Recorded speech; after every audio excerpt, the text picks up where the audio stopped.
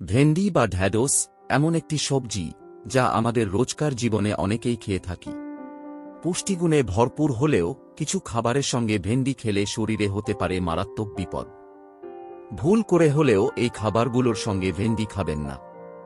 প্রথমেই আসি দুধের কথায়। ভেন্ডির সঙ্গে কখনোই দুধ খাবেন না। দুধ ঠান্ডা প্রকৃতির আর ভেন্ডি গরম প্রকৃতির। এই দুই বিপরীত প্রকৃতির খাবার একসঙ্গে খেলে হজমের সমস্যা, অ্যাসিডিটি এমনকি ত্বকে অ্যালার্জিও হতে পারে। ভেন্ডির সঙ্গে মাছ বা ডিম খাওয়াও বিপজ্জনক হতে পারে। ভেন্ডির চিটচিটে উপাদান আমিষের সঙ্গে মিশে হজমে বাধা দেয়। ফলে পেটের গ্যাস, বমি ভাব বা অস্বস্তি হতে পারে। অনেকের ক্ষেত্রে অ্যালার্জির প্রবণতাও দেখা যায়। তেলেভাজা খাবার যেমন চপ, পকোড়া বা ফ্রেঞ্চ ফ্রাইয়ের সঙ্গে ভেন্ডি খাওয়াও ঠিক নয়। ভেন্ডি নিজেই স্লাদ জাতীয় সবজি, এর সঙ্গে বেশি তেল খেলে গ্যাস ও অম্বলের সমস্যা বাড়ে। বিশেষ করে যাদের হজম দুর্বল তারা সাবধান থাকুন।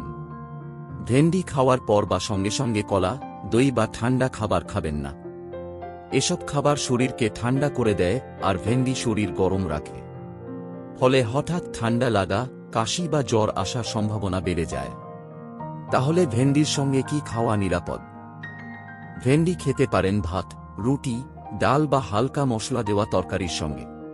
এসবের সঙ্গে মিলিয়ে খেলে হজমে সহায়তা করে এবং শরীরেও ভালো প্রভাব ফেলে।